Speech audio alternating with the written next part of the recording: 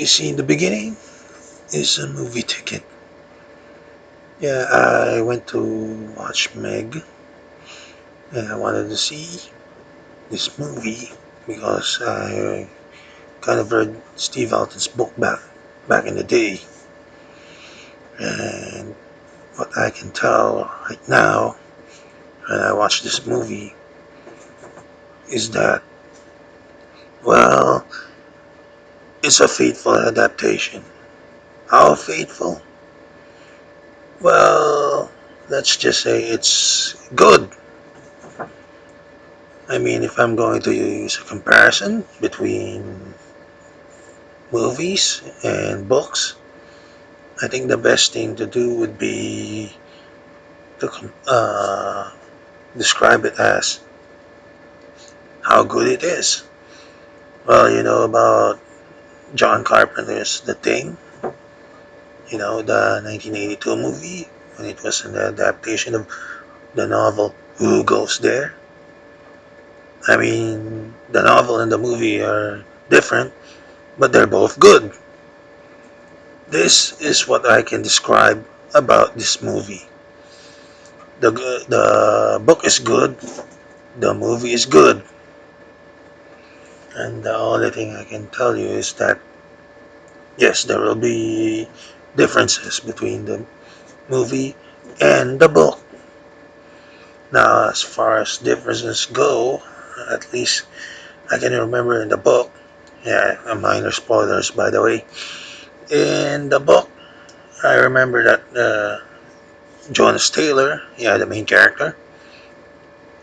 Well, in the book, I think he was there. He saw the Megalodon at the bottom of the trench, and he when he got out of that trench, people start calling him crazy and imagining things.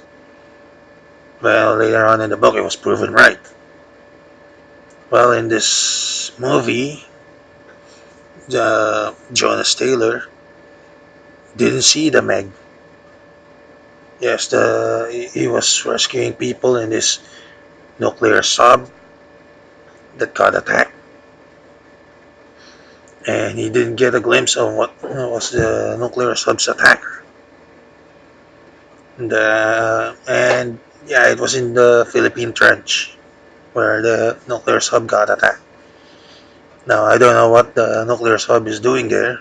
I mean, research? Who knows?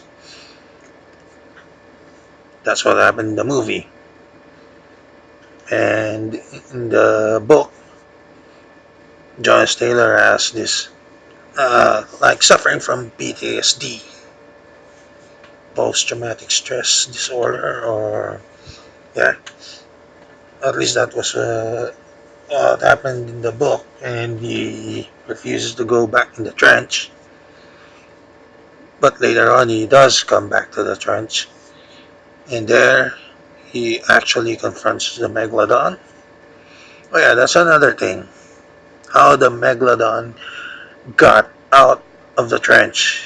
Very different from the book. In the book, I think I remember one Megalodon got entangled and bled, while the other Megalodon, I think, if I remember, bit that other Megalodon. And because of the blood that was leaking out of the carcass of the dead Megalodon, and the blood was warm, and yeah, the shark got out of the bottom of the trench. The gigantic prehistoric shark.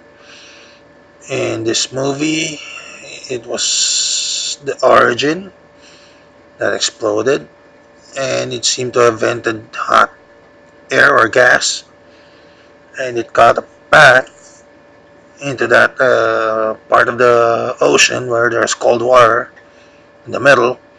Below and above are warm water, and yeah, because of that explosion, that vent must expel the hot air or something to split the middle part, the cold part, and then two Megalodon got out of the trench. At least this is the difference between the book and the movie. Oh yeah, and another thing that I should probably describe. I don't want to reveal too much about this movie. Is the shark itself? I think in the book, I remember it being mentioned as albino and bioluminescent. Here in this movie, the shark isn't bioluminescent, and it doesn't look like an albino shark. It kinda looks yellowish or muddy yellowish. That's another thing. The Megalodon here is a different design, and I'm not complaining. I mean, sometimes filmmakers take liberties in these movies, and this is one of those liberties that they've taken. And I think this was inspired by some stories out there that people claim to have seen the Megalodon. I mean, some describe it as being yellowish, and some even describe it being spotted. Well, anyway, another difference that I can see from this movie that I should probably mention different from the book is Jonas Taylor's wife. In the book, Jonas Taylor's wife was ready to divorce him because, yeah, he's like this disgraced diver now. And in the movie, well, it looks like Jonas Taylor is already divorced with his wife.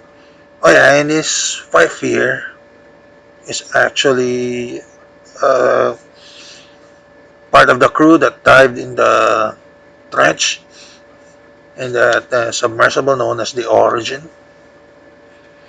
That's the other difference. I mean, in the book, Jonas Taylor's wife there is was what kind of like an opportunistic woman.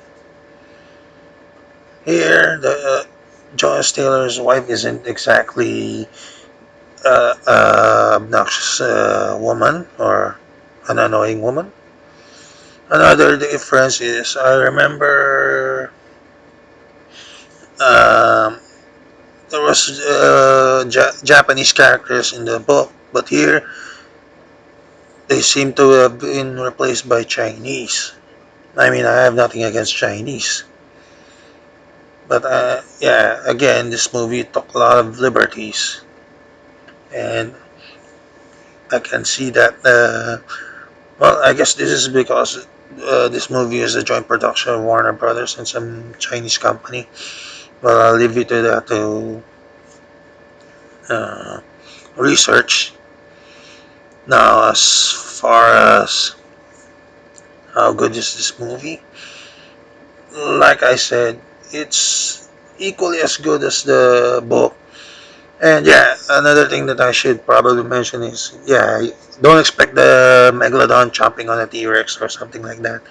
Because I remember the T Rex was mentioned in the book, and you know the T Rex and the Megalodon are a different era, so they don't exist in the same period or time period. Another thing that I should probably mention is how the Meg died in this movie. Oh yeah, and I guess this shouldn't be spoilers now. I probably should mention it. Yeah, this movie also has two Megs. Like I said in the book, the other Meg got entangled or wounded and bleeding, and then the other Meg used that blood to get out of the trench. Here, yeah, there's are two Megs. When the explosion of the Origin caused this hot air to expel upward, two Megs got out. And how the Meg was killed at the end, that's also different from the book. Now, I'm not gonna tell you how it happened, but yeah, would I recommend watching this movie? It's a good movie. I'll tell you that. It's worth watching, and I don't want to get too many spoiler things. This just watch the movie. I recommend it.